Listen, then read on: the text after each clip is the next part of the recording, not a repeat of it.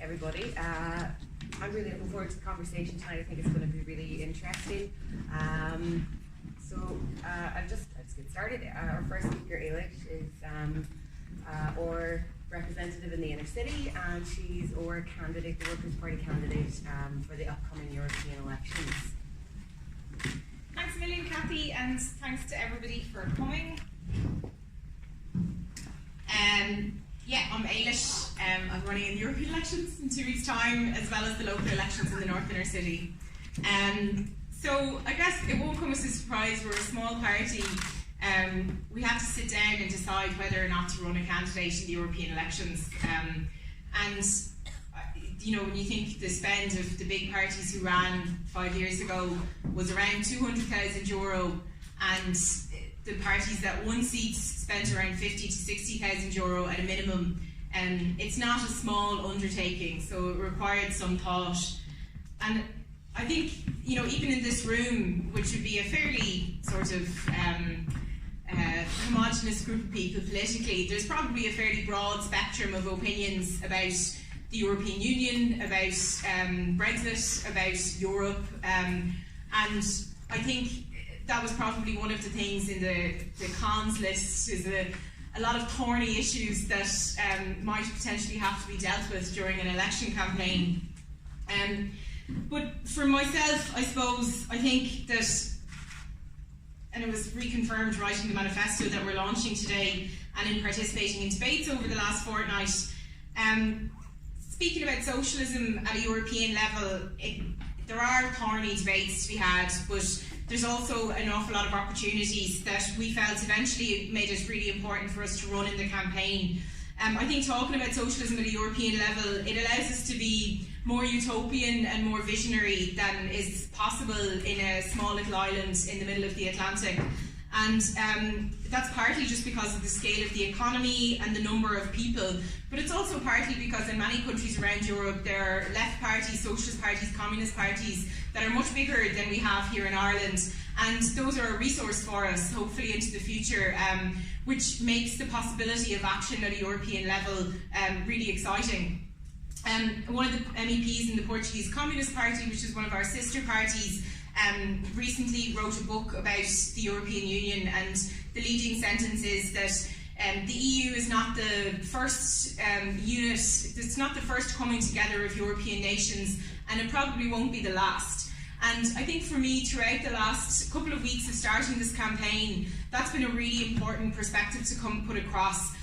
Being pro-EU or anti-EU has very little to do with being pro-Europe, and I think that hopefully with some of what we're putting across in our policies and in how we engage in this campaign is an idea of how to be internationalist and pro-European without necessarily swallowing the idea that the EU is founded on beautiful social principles of human rights. So what exactly are we proposing? There's copies of our manifesto down at the back, which you're welcome to take. I'm not going to go through every single technocratic line, which I find fascinating, but I suspect some people might not. But just draw out some of the principles that I think come across through all of the policies we're proposing. One is, for me, that if Europe actually acts at its scale, it can make a real difference, purely because of its sheer size. So without even getting into the politics of what's good and bad, if you think of some of the things that Europe could do at scale together and the impact they could have, for example, a European construction company combined with a public fund for building public housing across the continent would have the potential to drastically drive down the cost of building housing, something that is thrown in our face every second day as a reason why we can't tackle the housing crisis.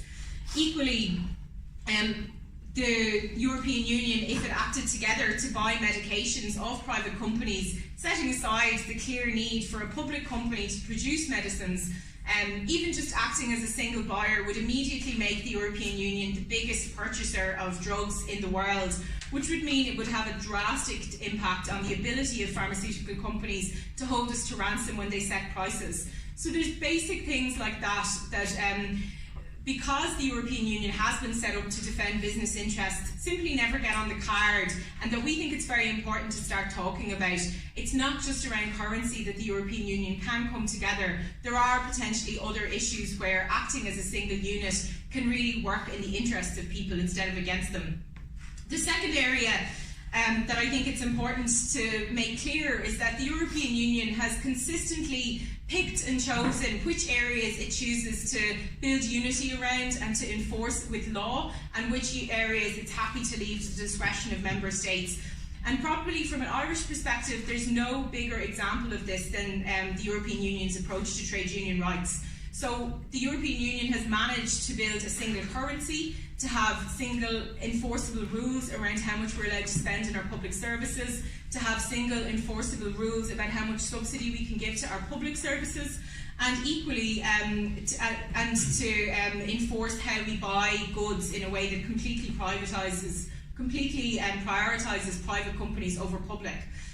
But when it comes to something as basic as the rights of workers to be represented by a trade union, there is absolutely no unity across the European Union whatsoever, which means that we still have a situation in Ireland where less than 50% of workers are represented and covered by trade union bargaining power, where in the vast majority of Western European countries, it's well above 85% of workers who have that protection. So I think that, sometimes we hear these ideas about Europe being fragmented, there's not the capacity to enforce these things. It's quite clear that those are political choices. The choice around where there has been deep European integration, primarily around business rules, has been very telling compared to the absolute lack of integration on something like trade union rights, where you'd really be talking about pushing up the standards for Irish workers to the level of the highest members. It simply hasn't been on the table, and it's a really important part of what we've been talking about over the last few weeks. The third area where we've tried to come up with some new ideas is around growing the role of the state in the economy. And I think particularly starting to talk to people about how completely the private sector has failed to tackle the major challenges that face us, the most significant one being climate change.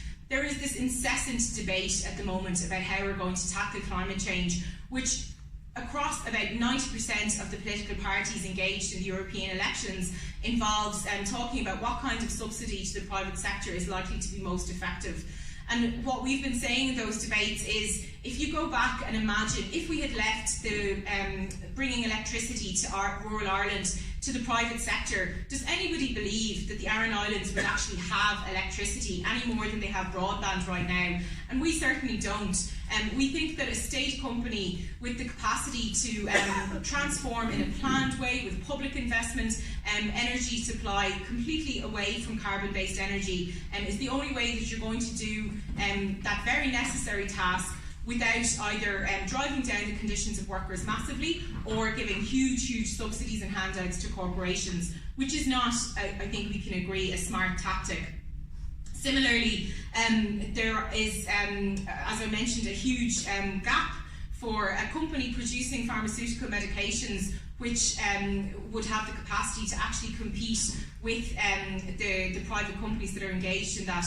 These are things that 60, 70 years ago, these kind of public goods that were necessary for a society, it was absolutely normal to talk about the importance of having public companies delivering these things instead of private. And it's been completely taken off the table.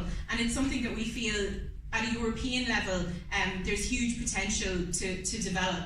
And finally, I suppose, we think that it's essential that we have to give up on this myth that Europe was somehow founded as a counterbalance to the evil bad cop of the United States. And if we want to defeat the rise of the far right, we need to start talking to people about Europe in language that actually makes sense to them, instead of constantly telling them lies about how Europe was founded on social principles. That's not what's going to save Europe from the far right. We need to start talking about the fact that closer EU military cooperation is already making it much easier for the United States to intervene around the world, and has destabilised places like Libya, like the Ukraine, really significantly, like the fact that the European Union has taken a common position in favour of removing from power the democratic leader of Venezuela in a way that 10-15 years ago it wouldn't have been able to take such a united position.